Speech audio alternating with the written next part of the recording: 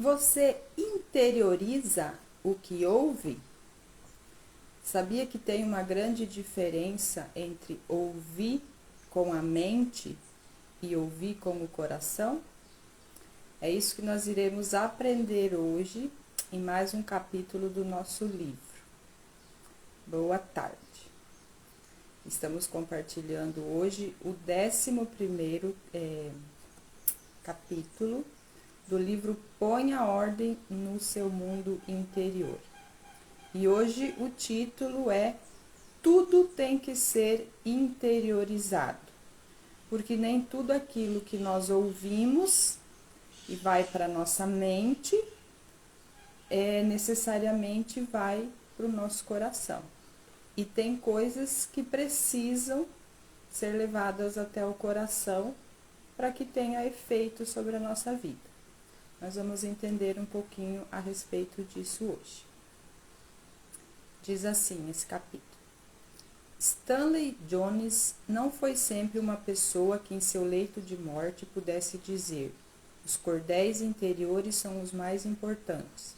Não preciso de muletas para minha fé, porque minha fé me sustenta. O fato é que houve uma ocasião, ainda no início do seu ministério, em que ele passou por uma crise que provocou um afundamento temporário e ficou mais de um ano padecendo com uma fraqueza espiritual e física. E mais tarde ele iria escrever: o afundamento espiritual provocou um colapso físico. Esse afundamento exterior só ocorreu porque não tinha força interior para sustentar-me. Eu tinha feito um propósito de que nunca pregaria uma mensagem que não tivesse vivido. E assim o interior e o exterior juntos entraram em colapso.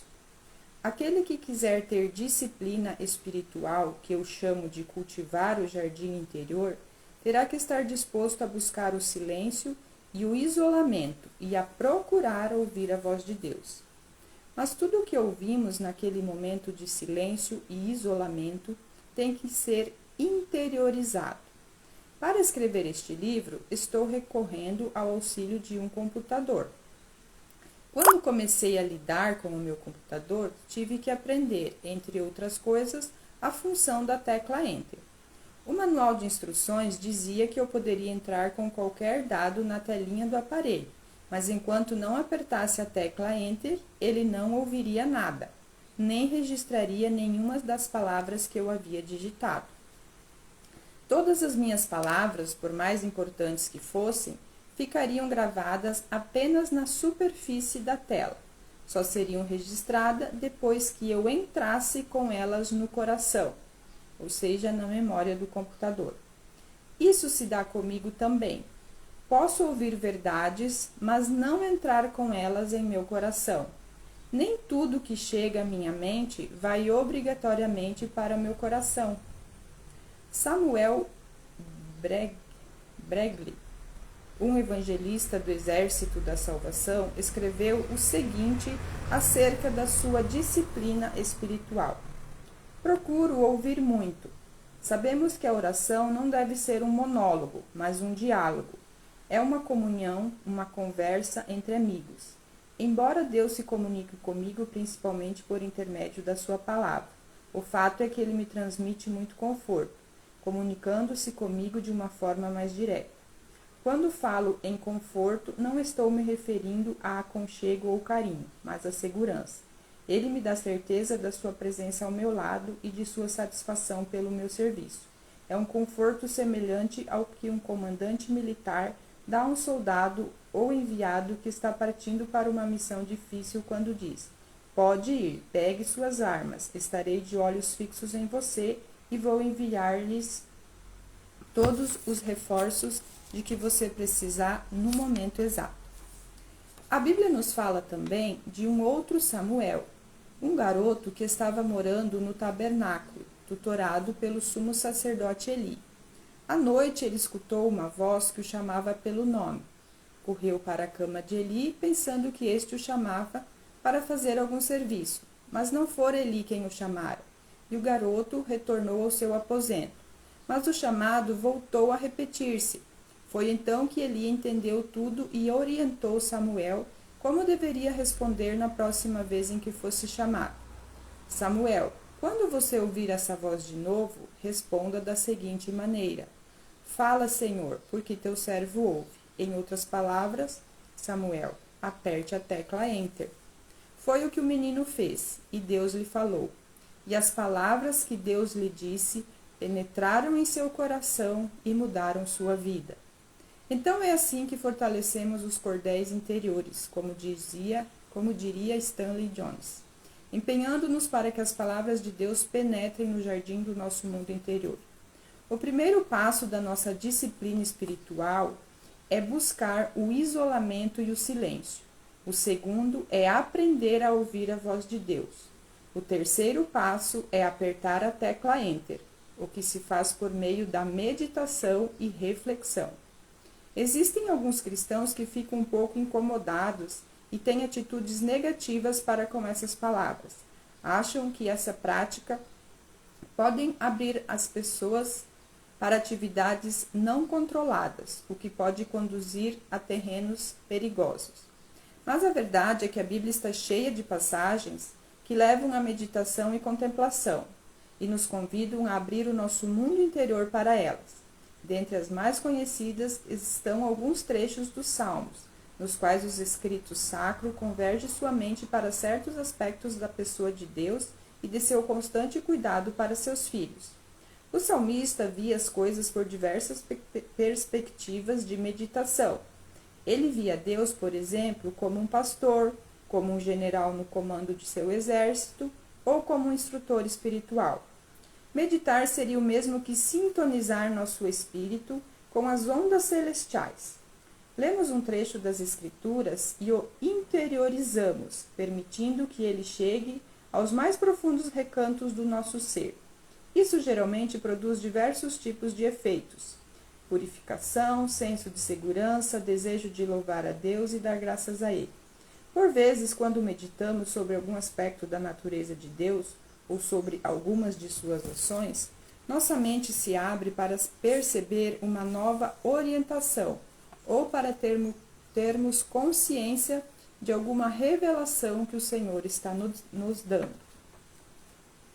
É claro que só podemos nos entregar adequadamente à meditação quando conseguimos boas condições de privacidade e silêncio e dispomos de um bom período de tempo. É meio difícil alguém meditar quando em um ônibus ou dirigindo em meio ao tráfego de veículos, embora já tenha ouvido pessoas afirmarem que é nessas horas que exercitam sua disciplina espiritual. Para muitas pessoas é necessário um período de preparação antes da meditação. Quem já chegou em casa cansado após um momento de exercício físico, ainda com a respiração ofegante, sabe que é praticamente impossível sentar-se e ficar quieto logo em seguida. A pessoa está ofegante e meio sem fôlego e não consegue ficar sentada em silêncio. Será preciso aguardar alguns minutos.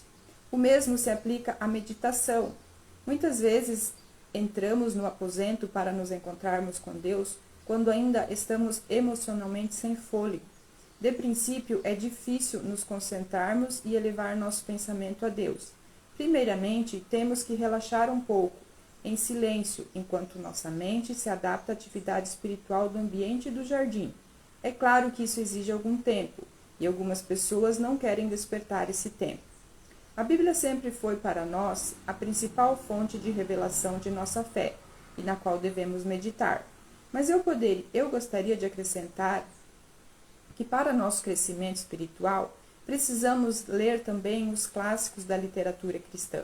Em todos esses séculos de cristianismo, alguns homens e mulheres fizeram registros de seus atos devocionais, das lições que aprenderam, para que pudéssemos lê-los.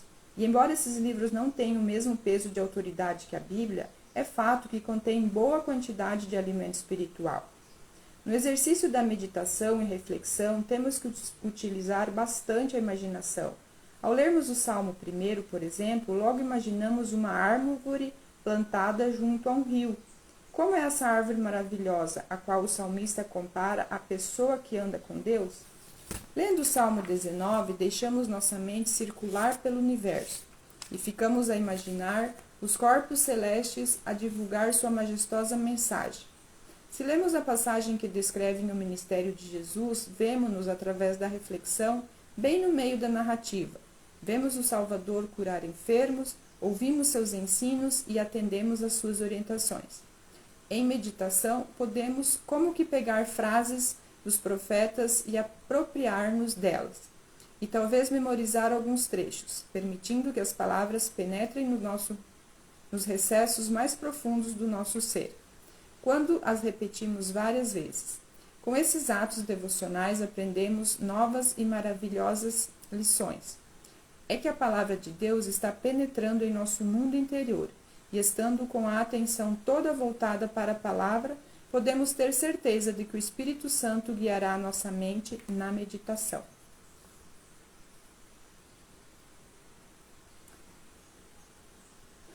Escrevendo a uma amiga americana, C.S. Lewis fala o seguinte a respeito da prática da meditação. Todos nós passamos por períodos de sequidão espiritual na oração, não é mesmo? Mas não estou muito certo de que isso seja necessariamente um mau sintoma. Algumas vezes penso que nossas melhores orações, a que nós consideramos melhores, na verdade, são as piores. E que aquela satisfação que temos nela é de um aparente sucesso, como a de uma pessoa que declama bem um poema, ou executa bem um passo de balé. Nossas orações às vezes falham porque insistimos em falar com Deus, quando Ele está querendo falar conosco. Joy me contou que certa vez, há alguns anos, ele passou a manhã toda com a sensação de que Deus queria falar-lhe alguma coisa. Era uma sensação persistente, como o peso de um dever não cumprido. Até a certa altura da manhã, ele ficou pensando o que seria. Mas, num dado momento, decidiu não se preocupar mais, e foi nesse instante que recebeu a resposta, como se uma voz lhe falasse claramente: "Não quero que você faça nada. Quero dar-lhe uma coisa." Imediatamente seu coração se encheu de paz e alegria. Santo Agostinho diz que Deus dá quando encontra mãos vazias. A pessoa que está com as mãos cheias de embrulhos não pode pegar um presente que lhe é oferecido. Esses embrulhos talvez nem sempre sejam pecados ou interesses deste mundo, mas podem ser nossas tolas tentativas de adorar a Deus à nossa maneira. E a propósito, as coisas que mais me atrapalham quando estou orando não são os grandes problemas, mas pequeninas coisas, coisas que terei que fazer ou terei de evitar depois mais tarde. Eis um bom exemplo de como se pratica reflexão e meditação. Deus nos fala. Nós ouvimos e a mensagem penetra em nosso coração. Isso reduz nossa necessidade de muletas. Nosso jardim interior é cultivado. E assim o mundo interior se fortalece com a disciplina espiritual. Que lindo, né? Então hoje nós aprendemos, né, que nós precisamos dar o enter naquilo que nós ouvimos, né, para que saia só do mental e passa para o nosso coração. Isso principalmente se tratando de coisas espirituais, daquilo que nós aprendemos, né, na palavra de Deus.